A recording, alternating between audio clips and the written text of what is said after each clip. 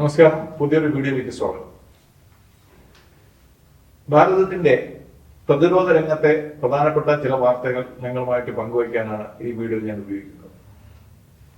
ഏറ്റവും പ്രധാനമായിട്ടുള്ളത് ഇന്ത്യയുടെ തേജസ് മാർക്ക് 1A പ്രോഗ്രാമിന്റെ എഞ്ചിനുകളെ പറ്റിയിട്ടുള്ള അപ്ഡേറ്റ് ആണ്. നമുക്കറിയാം, ഇതുവരെ ഈ ഓർഡർ കൊടുത്തതിന് ശേഷം ഇത്രയും വർഷത്തിനിടയ്ക്ക് 7 എഞ്ചിനുകൾ മാത്രമേ നമുക്ക് ഇതുവരെ ലഭിച്ചിട്ടുള്ളൂ. അതുകൊണ്ട് ഇന്ത്യ ആഗ്രഹിക്കുന്നത് മറ്റ് കോമ്പറ്റീറ്റേഴ്സിനെ കൂടെ പങ്കെടുപ്പിച്ച് അവരിൽ നിന്ന് കിട്ടാവുന്ന എഞ്ചിൻ ലഭ്യമാവുകയാണെങ്കിൽ അതുകൂടെ വാങ്ങുക എന്നുള്ള ഉദ്ദേശത്തിലാണ്. അതിനായി ഇന്ത്യ പ്രധാനമായിട്ടും ആശ്രയിക്കുന്നത് നമ്മുടെ സഫ്രാൻ എന്ന ഫ്രഞ്ച് കമ്പനിയാണ്.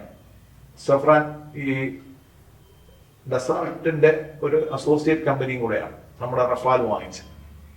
അപ്പോൾ അവരുമായിട്ട് നമ്മൾ സംസാരിക്കുന്നുണ്ട്. ബ്രിട്ടനിലെ റോൾ റോയ്സ് കമ്പനിയായിട്ട് നമ്മൾ സംസാരിക്കുന്നുണ്ട് എഞ്ചിനുകൾക്ക് വേണ്ടിയിട്ട്.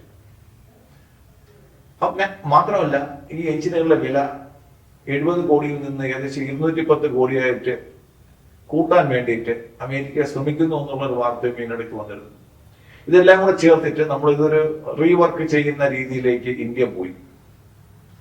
അപകടം മണത്ത ഇപ്പൊ ചെയ്തിരിക്കുന്നത് ഇന്ത്യക്ക് വേണ്ടി ഡെഡിക്കേറ്റഡ് ആയിട്ടുള്ള ഒരു അസംബ്ലി ലൈൻ ഉണ്ടാക്കുക എന്നുള്ളതാണ്.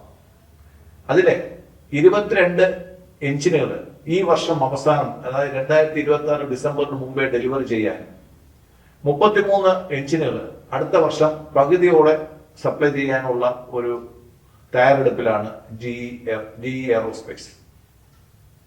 ജിക്ക് അപകടം മണത്തു ഇന്ത്യ ആൾട്ടർനേറ്റ്സ് നോക്കുന്നുണ്ട് എന്നുള്ള കാര്യം മാത്രമല്ല, ഇന്ത്യയിൽ തന്നെ പല കമ്പനികളുമായിട്ടും ഇന്ത്യൻ ഗവൺമെന്റ് സഹകരിക്കുന്നുണ്ട് പ്രൈവറ്റ് സെക്ടറിൽ ഇതിന്റെ നിർമ്മാണം മുന്നോട്ട് പോകുന്നതിന് വേണ്ടി. എന്തായാലും ജിയെ മാത്രം ആശ്രയിച്ച് ഇന്ത്യയുടെ പ്രതിരോധ രംഗത്തിന്റെയും ഭാവി തുലയ്ക്കാൻ ഇന്ത്യ തയ്യാറാവില്ല എന്നുള്ള കൃത്യമായ സിഗ്നൽ ജിക്ക് ലഭിച്ചു കഴിഞ്ഞു എന്ന് വേണം നമുക്ക് മനസ്സിലാക്കാൻ.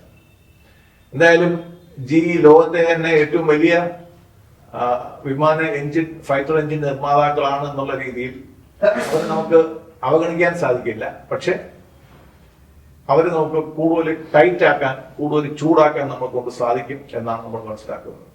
റഫാലിന്റെ എഞ്ചിൻ സപ്ലൈ ചെയ്യുന്ന ആൾക്കാർ എന്നുള്ള നിലയ്ക്ക് അവർക്ക് ഇതിനൊരു ബദൽ ഉണ്ടാക്കാൻ സാധിക്കും എന്നുള്ള പ്രതീക്ഷയിലാണ് ഇന്ത്യ നെഗോസിയേഷൻസുമായിട്ട് മുന്നോട്ട് പോകുന്നത്. നന്ദി, നമസ്കാരം.